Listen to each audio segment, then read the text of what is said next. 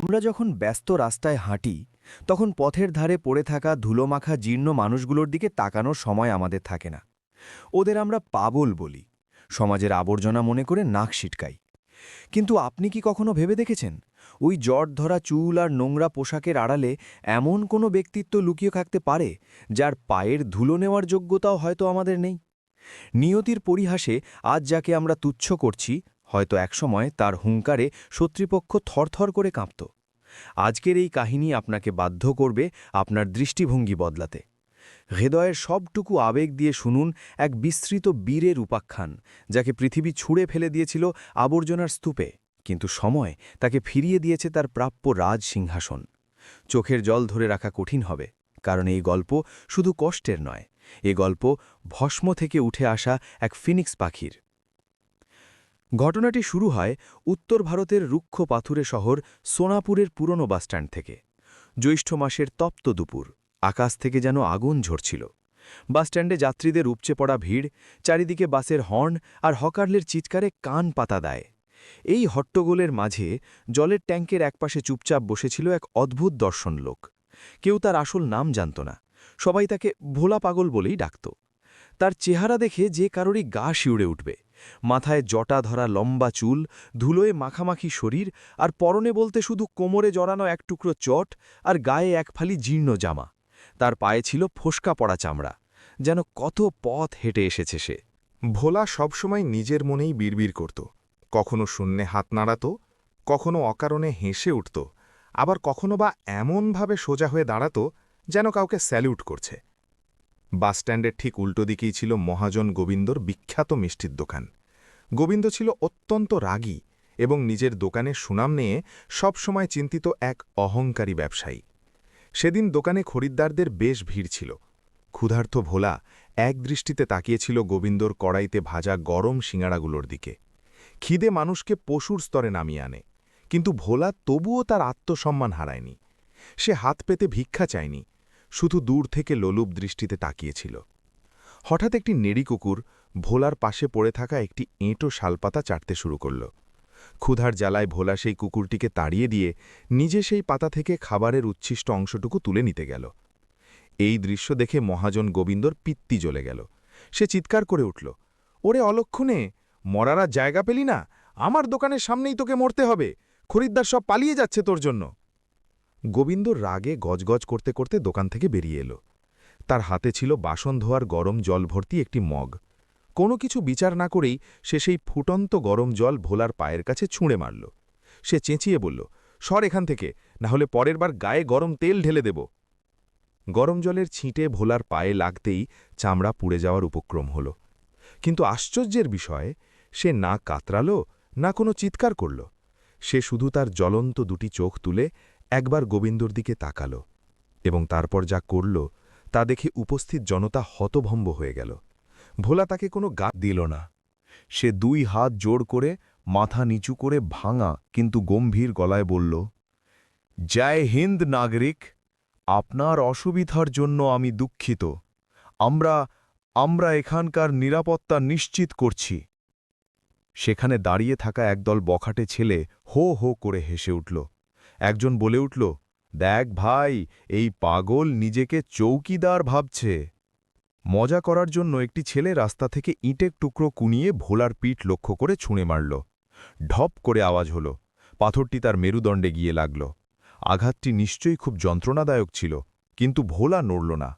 সে একইভাবে টান টান হয়ে দাঁড়িয়ে রইল, যেন সীমান্তে পাহারারত কোনো সৈনিক।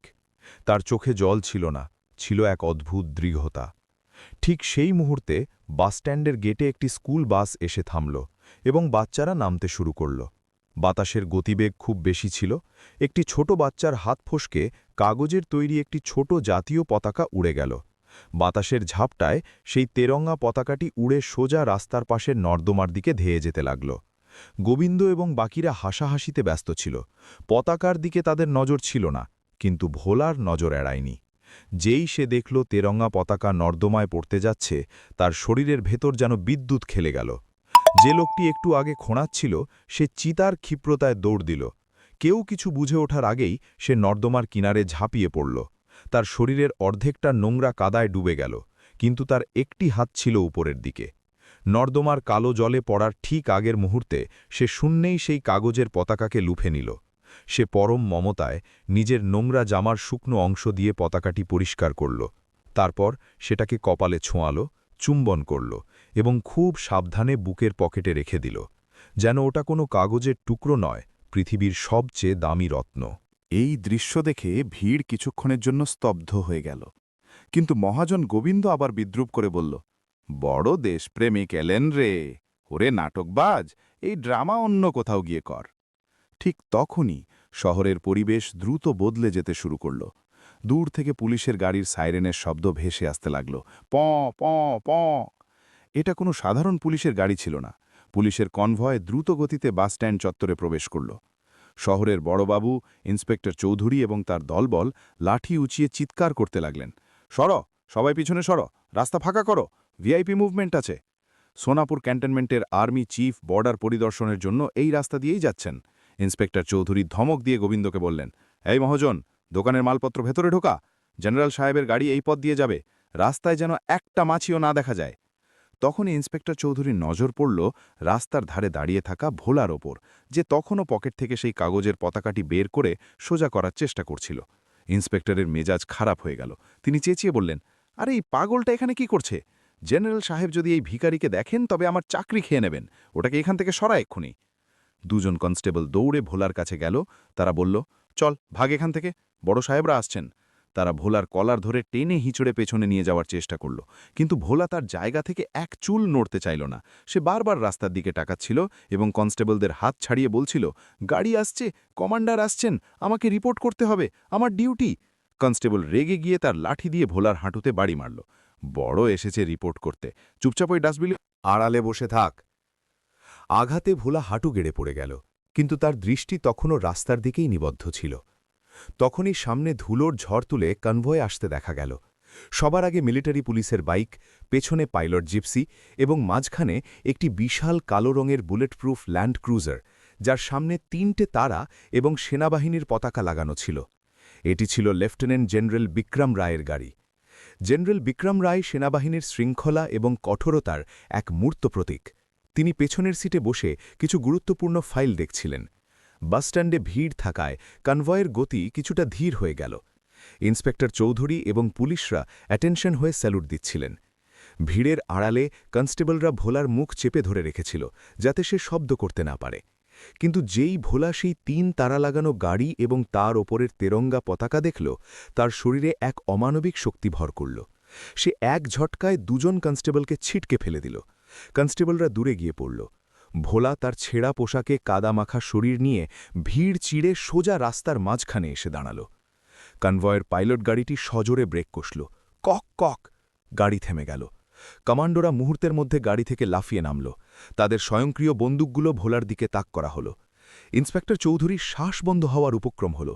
আজ এই পাগলের জন্য তার চাকরি তো যাবেই, হয়তো প্রাণটাও যাবে। কিন্তু ভোলা কোনো কিছুর তোয়াক্কা করল না।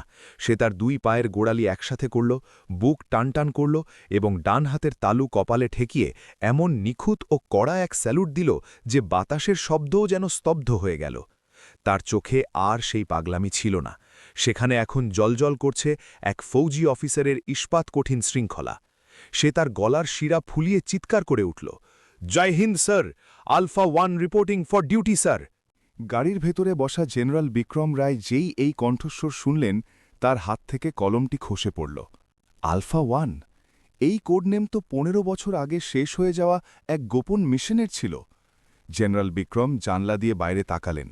দেখলেন রাস্তার মাঝখানে এক জরাজীর্ণ পাগল ভিখারি দাঁড়িয়ে স্যালিউট করছে। সাধারণ মানুষের চোখে সে ভিখারি হতে পারে, কিন্তু জেনারেলের জহুরির চোখ অন্য কিছু দেখল। তিনি দেখলেন লোকটির স্যালিউটের ভঙ্গি, বুড়ো আঙুলের সঠিক কোণ এবং তার দাঁড়িয়ে থাকার ভঙ্গি একজন প্রশিক্ষিত কমান্ডোর মতো। এবং সবচেয়ে বড় কথা, তিনি ভোলার কবজিতে একটি পুরনো অস্পষ্ট ট্যাটু দেখতে পেলেন, একটি ডানা মেলা ঈগল। জেনারেল বিক্রমের মুখ ফ্যাকাশে হয়ে গেল। তিনি ড্রাইভারকে চিৎকার করে আদেশ দিলেন, স্টপ, গাড়ি থামাও, এক্ষুনি থামাও। পুরো কনভয় স্তব্ধ হয়ে গেল। জেনারেল বিক্রম রায়, যিনি নিরাপত্তার খাতিরে কখনো গাড়ি থেকে নামেন না, তিনি দরজা খুলে চলন্ত রাস্তার মাঝখানে নেমে এলেন। ইন্সপেক্টর চৌধুরী দৌড়ে এলেন, স্যার সরি স্যার, এটা একটা পাগল, আমি এক্ষুনি একে সরিয়ে দিচ্ছি। জেনারেল ইন্সপেক্টরকে হাতের ইশারায় এমনভাবে থামিয়ে দিলেন যেন তিনি কোনো তুচ্ছ পোকা। তার নজর শুধু ওই পাগলের ওপর নিবদ্ধ ছিল। জেনারেল টলমল পায়ে ভোলার দিকে এগিয়ে গেলেন। ভোলা তখনও পাথরের মূর্তির মতো স্যালিউট দিয়ে দাঁড়িয়েছিল। জেনারেল ঠিক তার সামনে গিয়ে দাঁড়ালেন, তার চোখ দিয়ে জল গড়িয়ে পড়ল। তিনি কাঁপা কাঁপা গলায় জিজ্ঞেস করলেন, রুদ্র, মেজর রুদ্রপ্রতাপ, এটা কি তুমি? এই নাম শুনে ভোলার হাত ধীরে ধীরে নিচে নেমে এলো। তার শূন্য দৃষ্টিতে হঠাৎ স্মৃতির এক ঝলকানি খেলে গেল। সে ভাঙা গলায় বলল, eagle, operation valley, mission successful sir. আমার সঙ্গীরা ফিরে আসেনি স্যার, ভ্যালি অফ ডেথ। এই কথা শোনা মাত্র জেনারেল বিক্রম রায় সেই নোংরা কাদায় মাখামাখি পাগলকে জড়িয়ে ধরলেন। এত শক্ত করে বুকে জড়িয়ে ধরলেন যে উপস্থিত সকলের আত্মা কেঁপে উঠল। একজন 3 স্টার জেনারেল একজন পাগল ভিখারির গলা জড়িয়ে রাস্তার মাঝখানে দাঁড়িয়ে শিশুর মতো কাঁদছিলেন। রুদ্র, আমার বাঘ, তুমি বেঁচে আছো? আমরা তোমাকে মৃত ভেবেছিলাম। 15 বছর তুমি কোথায় ছিলে আমার ভাই? ভিড় তখন পাথর হয়ে গেছে। মহাজন গোবিন্দর হাত থেকে শিঙাড়া পড়ে গেল। ইন্সপেক্টর চৌধুরীর মুখ হাঁ হয়ে রইল। যাকে সবাই ঢিল মারছিল সে আসলে মেজর রুদ্রপ্রতাপ। 15 বছর আগে কি এমন ঘটেছিল যে আজ একজন জেনারেল তার সামনে কাঁদছেন? জেনারেল বিক্রম রায় মেজর রুদ্রের মুখ তার 2 হাতে তুলে ধরলেন। মেজর রুদ্রের চোখে এখনও সেই শূন্যতা, কিন্তু জেনারেলের ইউনিফর্মের গন্ধ হয়তো তার মস্তিষ্কের কোনো সুপ্ত কোণে পুরনো স্মৃতি জাগিয়ে তুলছিল। ইন্সপেক্টর চৌধুরী ভয়ে কাঁপতে কাঁপতে এগিয়ে এলেন। স্যার, আমাদের মনে হয়েছিল ও কোনো পাগল। জেনারেল বিক্রম তাকে কথা শেষ করতে দিলেন না। তিনি সিংহের মতো গর্জন করে উঠলেন, ভিড় এবং পুলিশের দিকে আঙুল তুললেন। পাগল? তোমাদের একে পাগল মনে হয়? জেনারেল সাহেব মেজর রুদ্রের ছেঁড়া শার্টের বাঁ দিকটা ছিঁড়ে ফেললেন। সেখানে পাঁজরের কাছে পোড়া দাগ এবং গুলির গভীর ক্ষতচিহ্ন ছিল। সেই ভয়াবহ ক্ষত দেখে ভিড়ের অনেকেই চোখ বন্ধ করে ফেলল।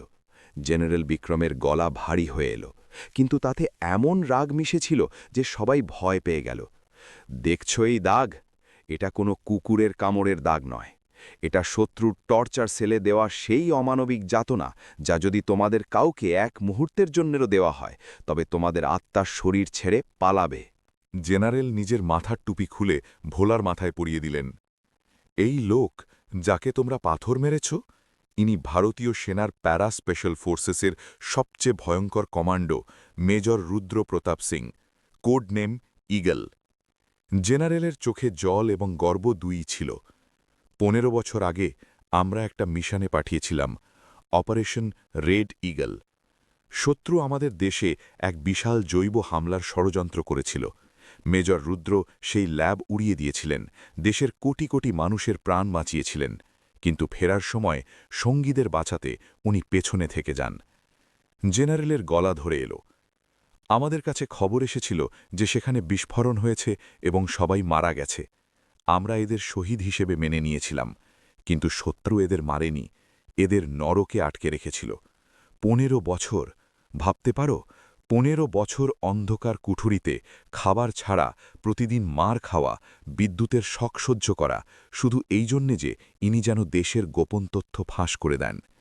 শত্রু এদের শরীর ভেঙেছে, মন ভেঙে দিয়েছে, পাগল বানিয়ে বর্ডারে ফেলে দিয়েছে।